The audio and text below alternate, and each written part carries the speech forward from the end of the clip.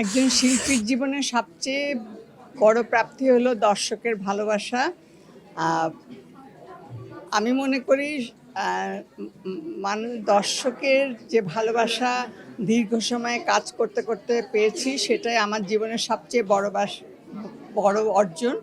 তারপরেও প্রাতিষ্ঠানিক কোনো পুরস্কার তার কাজের স্বীকৃতি মনে করি, এবং সেই স্বীকৃতির ফলস্বরূপ আজকে যে আমাকে অ্যাওয়ার্ড দেওয়া হলো, সেজন্য আমি সবার কাছে কৃতজ্ঞ। আপনাকেই বলছি, ইন্স্যুরেন্স করলে স্মৃতিতে সুরক্ষা পাবেন নিশ্চিতে। আমার কাজের মূল্যায়ন হয়েছে এবং আমি মনে করি এই কাজ দিয়ে আমি দর্শকের হৃদয়ে